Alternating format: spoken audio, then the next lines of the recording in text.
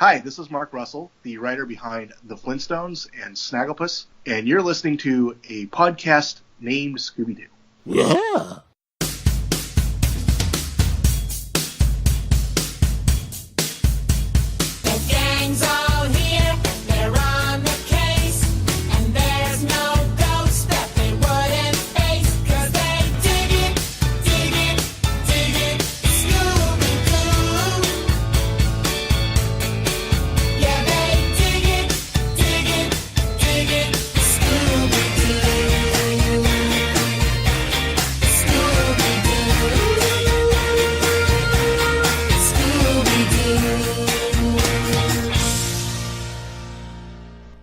Hey gang, and welcome to another great episode of a podcast named Scooby-Doo, the show that gives you a behind-the-scenes peek at 50 years of monsters, mysteries, and meddling kids through commentary and conversation. I'm your host, Mike Josic. Thanks for joining me. So here we are with episode 22 of the podcast, dateline August 29th, 2018. For anybody listening to this episode in the far-flung future, wondering what things were like back in the past, back in August of 2018.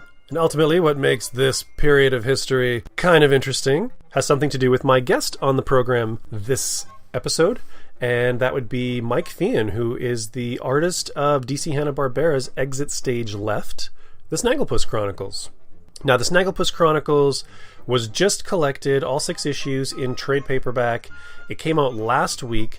Originally, this episode was supposed to air last week, but because of other delays and whatnot, I did the Charles Howell interview last week and bumped Mike 1 week ahead. Thought it would still be relevant.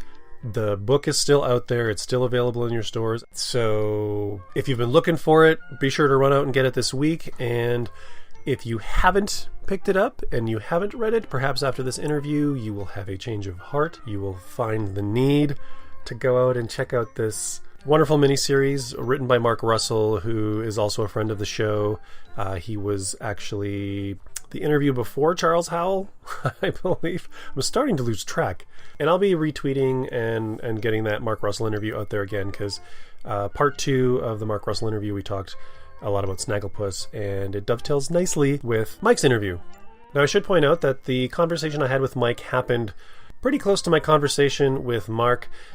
It was definitely like a few days or a week apart. So the issue that was available at the time was issue 5. Issue 6 hadn't come out yet. The series hadn't completed. So you'll notice that during the course of the conversation, there is a couple of references to the 5th issue of the series. And just to give you kind of a sense of the timeline, these interviews often get released sometime after I conduct them, just for scheduling reasons. I don't think it affects anything. It's still, we're still talking about the same things.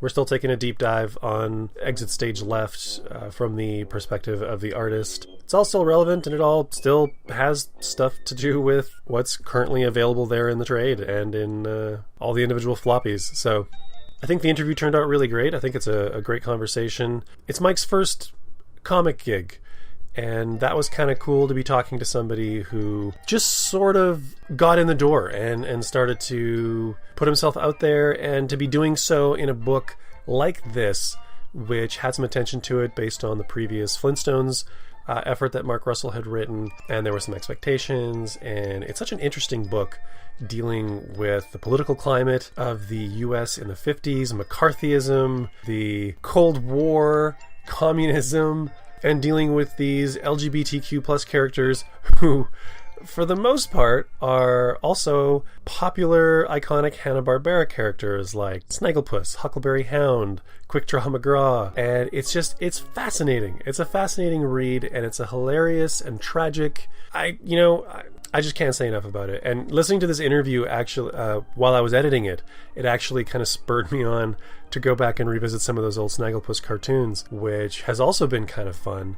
And I'd actually recommend that anybody out there who is curious, do so.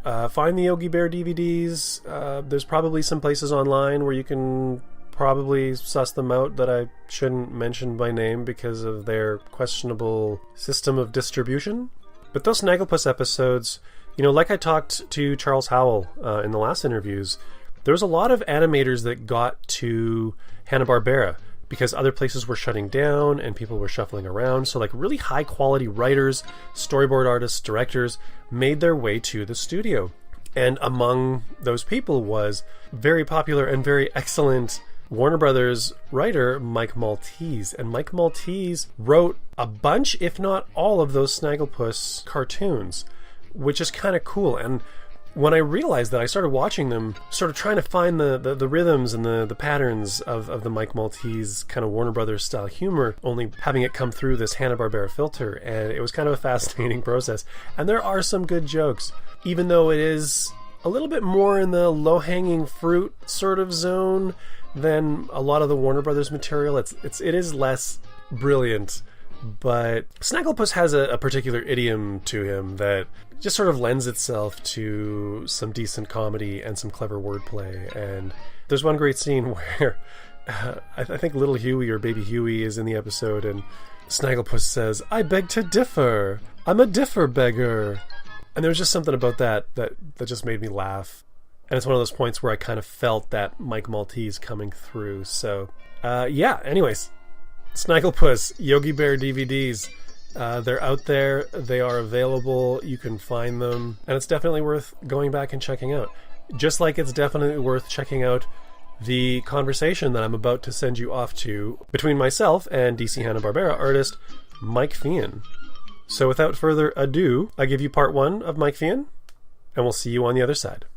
Baby-o, wherefore art thou, baby-o? And 1 second to exit stage right.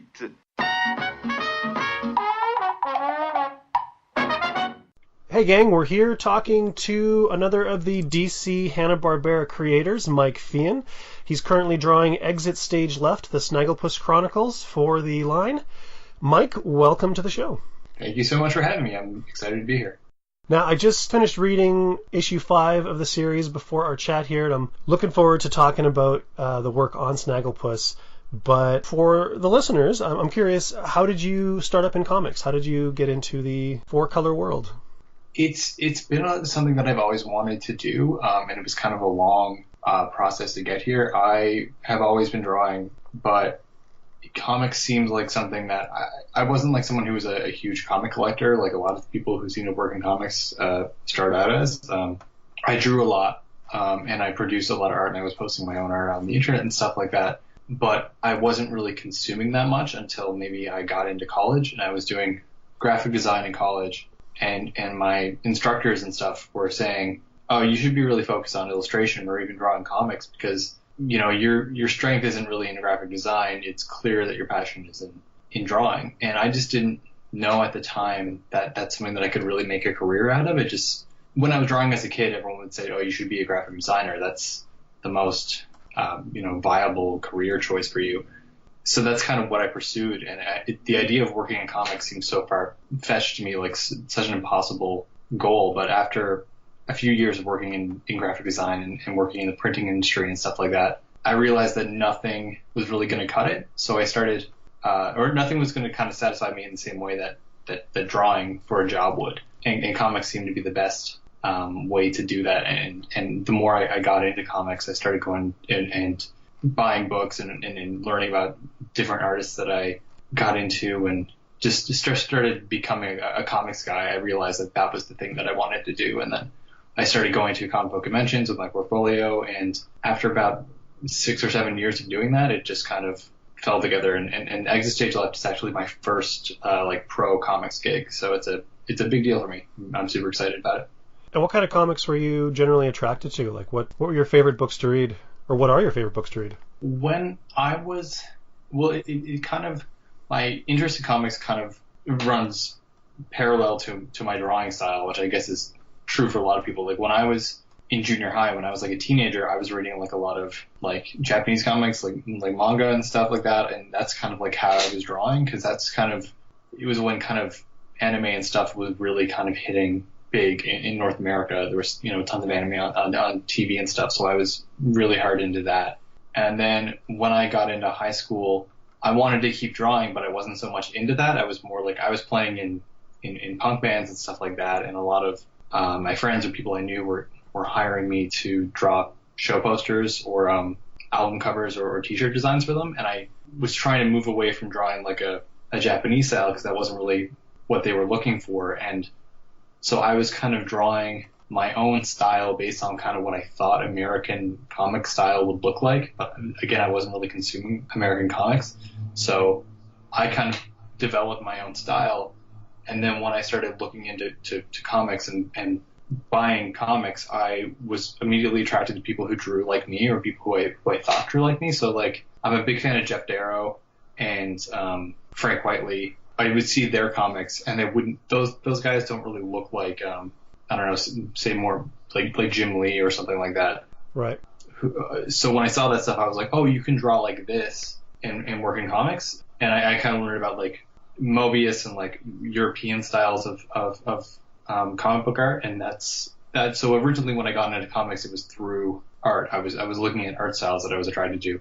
But my brother at the time too, he was really into Superman, so he was buying a lot of Superman comics. So I was reading the comics that he would buy. So I got into DC first. So I around that time I just started getting into DC comics, Superman comics, Grant Morrison. Now I've kind of spread out a bit, but I'm not reading as many comics as I want to be. But I'm a big fan of Saga, Robert Herman stuff. I got into Walking Dead when that was first on the go. Yeah, a lot more. But yeah, it's kind of I really got into comics at first from art, and then kind of learned what writers I liked and what stories and what characters I liked through that. If that makes any sense. I think I kind of rambled there, but yeah. That's fine. I kind of saw, when I look at your current stuff, I kind of see a little bit of Steve Dillon or Mike Norton kind of in there, and I just was kind of wondering if those were artists that you were maybe interested in. It's funny, I've heard, like, since Snagglepuss has come out, I've seen several different reviews that have mentioned Steve Dillon. I love Steve Dillon's art, especially Preacher and Punisher, but he is someone that I actually didn't discover till later. And it's one of those things that, sometimes if I'm drawing something and I run into a problem where I kind of like, how would this work in a way that's consistent with my style? I'll turn to guys whose work I think, have the same influences as mine, and I'll kind of be like, how would they tackle something like this? And Steve Dillon is someone I only really started getting into his stuff a few years ago, but I can see that similarity myself. Like it's weird because he's not someone that I really drew influence from growing up, but now that I like look at his work a lot, I have a lot more of his books. I see that and I find that like I'm drawing the influence from that now because there was like some pitch I drew a couple of years ago, and I was doing a portfolio review, and this guy was like, this face looks exactly like Steve Dillon drew it. And I think it was around that time that I like went and I looked at Steve Dillon's art, and I was like, shit, like that does look like a Steve Dillon face. But I just kind of wasn't totally well versed in his art at that point. But yeah, it's a really nice flattering comparison because he was amazing, like an incredible artist. Yeah. So you've done some illustration, you've done some storyboard work. Mm-hmm. Snagglepuss is your first full kind of professional comics gig. What took you down the road that led you to the DC Hanna-Barbera books? Were you making the rounds doing kind of pitches, or were you sought out? My kind of breaking into comics story is like it was just a long time of I'm from an island in Canada, Newfoundland, and there's no major conventions here. So when I was working at graphic design jobs or printing jobs, I'd be saving up money and then traveling to either Fan Expo in Toronto, or a few times I went to San Diego Comic-Con with a portfolio, just trying to break in. And I started doing that in like 2009 or 2010. So yeah, I just kind of was going to these things with sample pages, getting portfolio reviews, getting kind of rejected, coming back the next year and doing it again. And then eventually I would meet like writers or other artists who would recommend my stuff to writers. And I was developing pitches over the last few years, maybe like 4 different pitches with a couple of different writers that we were sending to a bunch of different publishers for creator on books.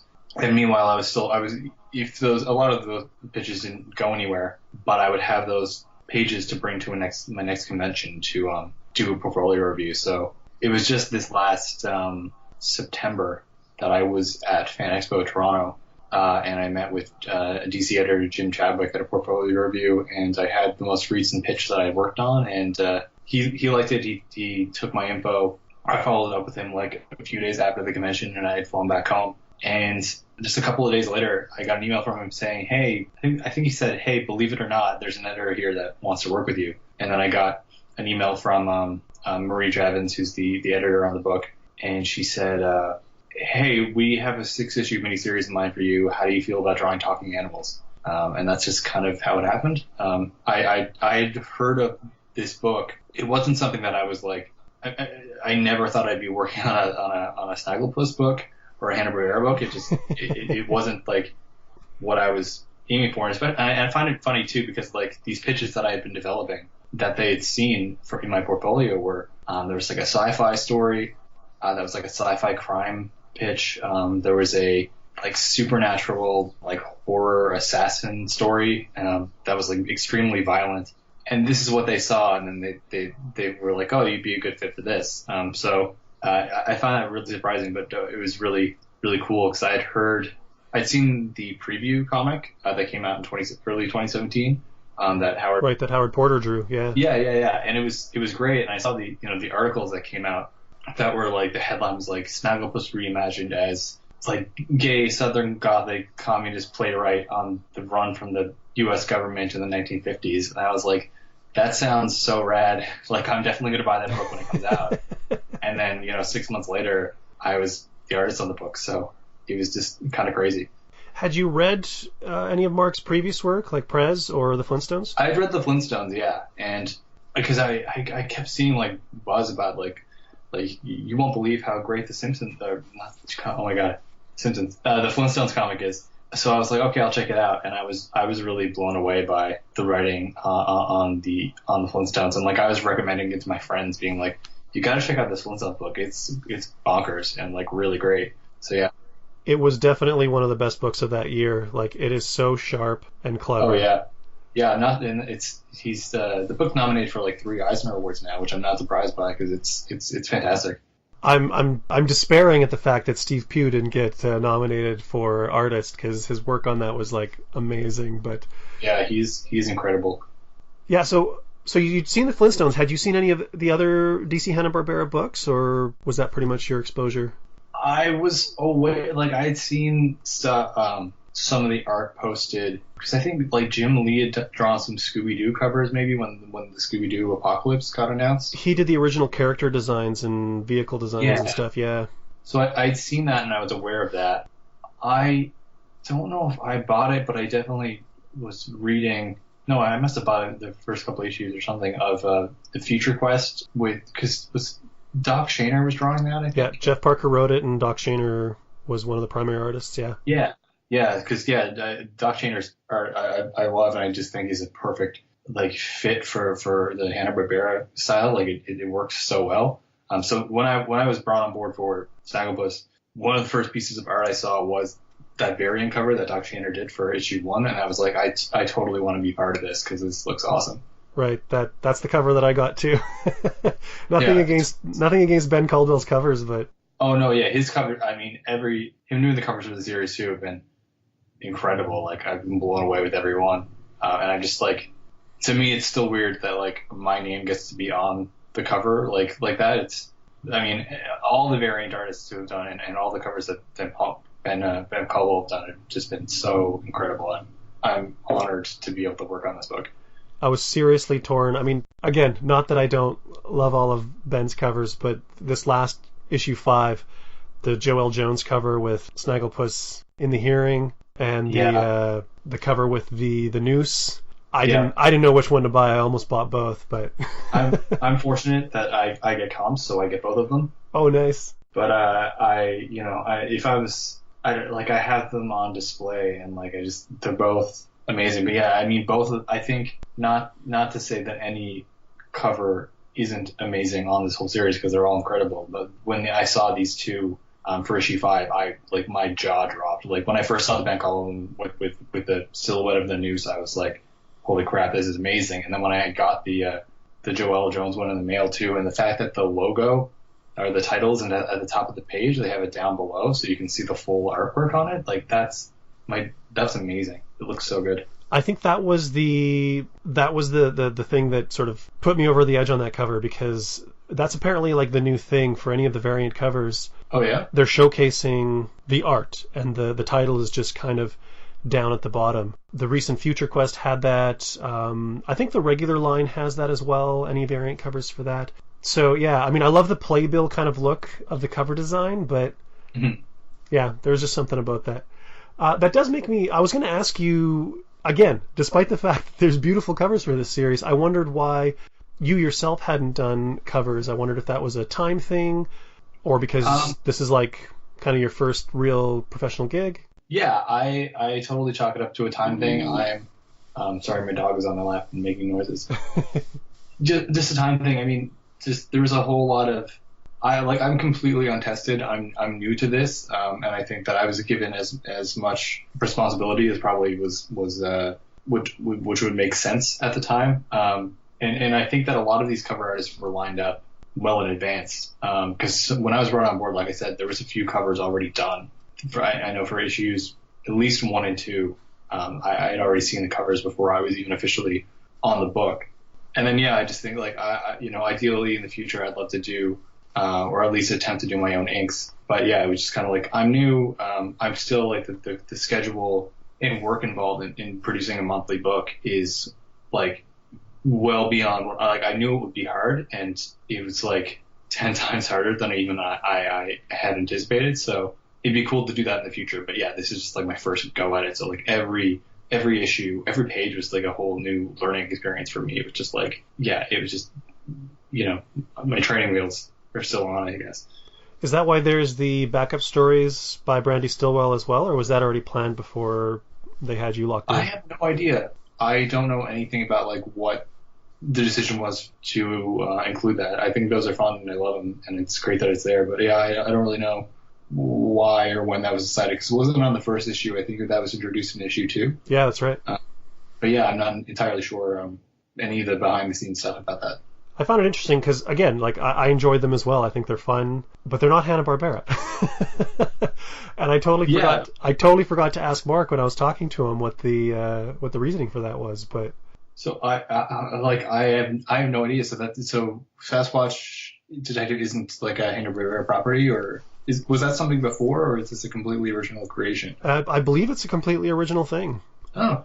It's just something that I think Brandy came up with, and she's doing her own little few pages at the back of each issue, and yeah. Oh, cool. Well, yeah, I have no idea, but that's cool. You said that some of the covers were already done, and that kind of, again, leads me into another question that I was going to ask. The design of Snagglepuss, it's a little bit different from sort of what Howard Porter had. I thought that when these issues came out, he was probably going to look more like the way he looked on Steve Pugh's cover, which sort of carried a little bit more of that Hanna-Barbera design into the sort of regular story. But you've gone for a much more human look to the characters, and I wondered what was the sort of design process behind that and the logic behind that, and how difficult it was to kind of figure out the look for anthropomorphizing these characters. That's something that, I figured, like I was saying earlier, like with the work that DC had seen from me and my style, that if they wanted me to do this, they wanted me to do it my way. And there was no real direction of, it was like, here's some, I think they sent me a couple of Ben Caldwell covers, I think it was issue 2, and Doc Shainer's cover from issue 1, and said, before I tried anything, it was just, can you draw this character, give it a shot and see how it looks. So it was over a weekend. I just drew him over and over and over again.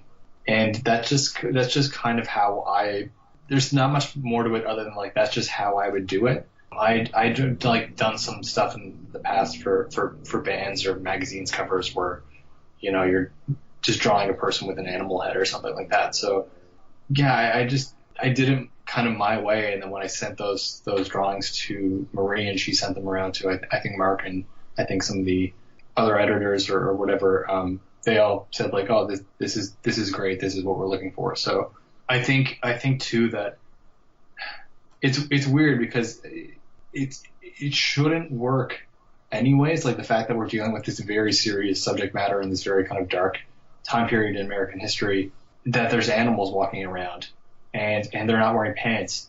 And that's, I think that if it got any more cartoony, it might be distracting. But again, like that's just kind of how that's just my style. There was no real other way. I wouldn't want to make it more cartoony or anything. It's just that's just kind of how I draw, I guess, if that makes any sense. Yeah. So you said that you were pretty much given free rein to kind of do the design. I'm guessing Mark was probably well along with scripts by the time you came on? Yeah. I'm pretty... I remember looking at the dates as I was getting the script, but it seems like most of them, up until maybe issue 3 or 4, were done before I was even brought on board. So yeah, it was all kind of ready to go when I got there. So did you have many discussions with Mark about sort of the tone and the style, or were you just Mark, kind of thrown in the deep end and told go? He with every issue there was a reference folder. With every script there was a reference folder attached with different images, particularly of historical figures or places that were going to show up. And initially before I started, he did send a couple of emails detailing the vibe, the kind of stuff in the background that he wanted to include, and just a lot of different photos of fashions and advertising and settings and stuff like that. So I got a lot of detailed kind of background stuff from him. Now, being a Canadian, and this is a very American book, did you have to do a lot of independent research on the period and the look of New York City and the celebrities and whatnot that you were drawing, historical figures? I think that it's such a well-known city, and the figures that pop up are such well-known people that I was aware of everything. I have all that stuff in my head anyways, but I do I have had a Pinterest board with New York 1950s ads, a lot of this stuff. I don't think it's as a Canadian, just we hear and we see everything about America anyways. It's this is completely off topic, but there was some time recently that I think there was somebody in Europe, either on TV or something, wearing a Captain America shirt. I'm I wonder how people who aren't American feel about Captain America. Then I realized right. I'm wearing a Captain America shirt at the time and I'm not American. It's this is terrible. Canada will hate me for saying this, but I often forget that we're a separate thing. Yeah. So because it's just the media, it's the same media, and especially now where American politics is every story and every news. It's just it's easy to sometimes forget we're not the same thing.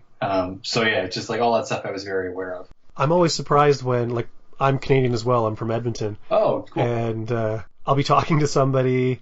They'll talk about things in the American Constitution, I'll plead the Fifth, and it's you realize the Canadian Constitution is different. Yeah. We don't. This is not something that we have here in our legal system. Yeah. There's a lot of stuff like that you just assume that's for everyone, but it's we have a completely different thing. So yeah, stuff like media or celebrity and all that stuff. Obviously, we know everything that goes on in America. We're kind of aware of. When I talked to Mark, he was talking about some of the legalities of dealing with some of the celebrity figures. He talked about the Marilyn Monroe, Joe DiMaggio thing, and how, he wasn't able to necessarily name characters directly. Mm-hmm. I wondered if that was something that also affected the approach artistically when you're doing likenesses, if you had to shift it a little to the left or right just so that it wasn't kind of a spot-on likeness. Will be the first to admit that I am not the best at drawing likeness anyways. So my attempt at drawing characters, I was pretty confident that if I draw this character, it's not going to look exactly like them. But hopefully it's enough that you'll be able to tell who it is. So yeah, I never got a note back from anyone saying this looks too much like the person or this doesn't look enough like the person. So I think that we skirted that line as well as we had to. But yeah, it's interesting how that side of it works. Because you think like these people are public figures or historical characters that you could draw them or you could use them in your book, but there are apparently like a lot of different legal things that you kind of need to jump around. So yeah, there's some characters that look exactly like they're supposed, like how the person actually looked, and we use their full name. But there's other ones like Marilyn Monroe, like she's only ever called Marilyn in the book. I don't think Mark ever writes her last name. So yeah, it's interesting how some people you can use, some people you can't. That's the one that kind of surprised me the most, because her marriage to Joe DiMaggio is very well known, and having Arthur Miller in there, that dynamic was also something that, it's part of history, it's something that kind of everybody knows. So to dance around that just felt very strange to me, but there you go. Yeah, there's legal people at DC and stuff, and I'm sure they know every loophole and every part of this that they can do far better than perhaps we do. So I trust what they do. I wonder if it's context, like maybe the tone and style of the book might dictate how litigious, the estates of these people might be. Like if it was just something very straightforward, maybe they wouldn't care. But Snagglepuss, this is kind of a brave book. Yeah. I've commented many times before, it shocks and thrills me that some of the most progressive comic books being published today are coming from Archie and the DC Hanna-Barbera line. Yeah. They're featuring people of color, they're featuring LGBTQ characters, they're very modern and unafraid. Like the Flintstones, one of the sharpest satirical sort of commentaries on civilization that I've seen in a long time. Yeah. Snagglepuss, very brave with just dealing with LGBTQ characters and this very paranoid, McCarthyism period in the U.S. And yeah, it's funny when I got the gig. I'm pretty sure I looked at, like, I'm from Newfoundland, and there's not a whole lot of people who work in comics here. There's probably, I could name them all. It's a handful, and I think I'm the only one to ever work for DC or either of the big two. So when I got the gig, it was kind of like a big deal here. And people are asking me, like, well, what are you working on? Like, you're working for DC. Are you going to be working on Batman or Superman? And I'd be like, I'm working on Snagglepuss. And people would be like, what?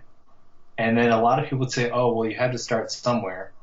And then I'd go to explain, like, no, like, you don't understand, like, what the writer's doing with this book or, like, what this is. And then, and then you see it, like, when articles started to come out and reviews about the first issue, it was just like, yes, Snagglepuss is an important book for 2018. Like, it's fun and it's surprising.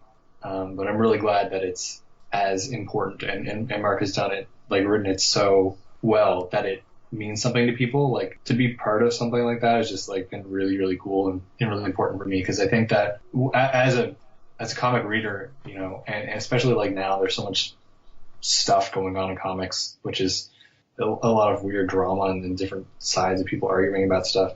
I always wanted, if I worked in comics, to one day have the opportunity to work on something that I felt was positive, just like, or could mean something to people, or shine light on, like, some issues. Like, to have the opportunity to do that, I thought wouldn't happen until much later in my career, but, like, to right out of the gates work on a book like this, which seems to resonate with people, has been really, really cool and a really great opportunity. For future generations who are curious, the comic book drama we're speaking of there's a big, I believe they're calling it Comicsgate right now. Yeah. Is going on. I'm sure a Google search of that, if you're listening to this in the future, will tell you everything you need to know. Yeah. Yeah, so jumping back to the book, I've also heard that from talking to other creators, Hanna-Barbera their requirements are very minimal. They've been very free with just letting creators take this thing in really interesting directions. I'm assuming that's been your experience as well? Yeah, every time I got this script, especially, like, I won't give spoilers in case anyone's hasn't read it yet, but, like, issue 5, something happens to a character, and I was like, holy crap, we're doing this? Like, everyone's cool with this? So, yeah, it really seems like just totally free reign with these characters, and Mark is doing whatever he wants with them, and it seems like everyone's totally cool with that, and it's great, because it works for these stories, and it's keeping them good stories. And but it is just crazy to see like these characters in these really intense situations. So yeah, it's kind of, we've been able to do whatever we want. Have you gotten any notes? What were there any specific kind of restrictions that you did have that you can speak of? Like really, I can't think of a single one. So, that was probably all dealt with in the script stage.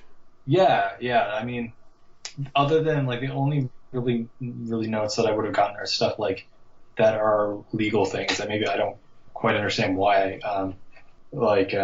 There were things like just properties that are all under the Warner Brothers umbrella that either we have logos of something like that need to be obscured a bit, or mainly just like logos, brandings of things that I think that Mark probably in the initial script stage just thought it would be fine to use because it's all within Warner Brothers. And that's just kind of, we need to like maybe put somebody's hand over a logo or obscure something a bit so it's not infringing on any copyrights or things like that. Those are the only notes that I think I ever got.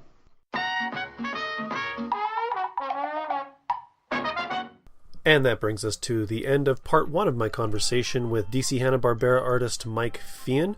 You can currently catch Mike's work in the Exit Stage Left, the Snagglepuss Chronicles trade paperback, now available from DC Comics. Should be in any fine comic book store. Came out last week, which would be August 22nd, and I highly recommend picking it up. Or, stealing a copy from a friend who has already purchased it.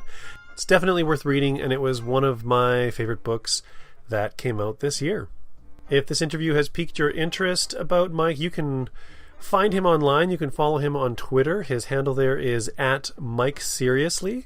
And I'd love to hear what you think of the conversation, of the show, of whatever you want to talk about.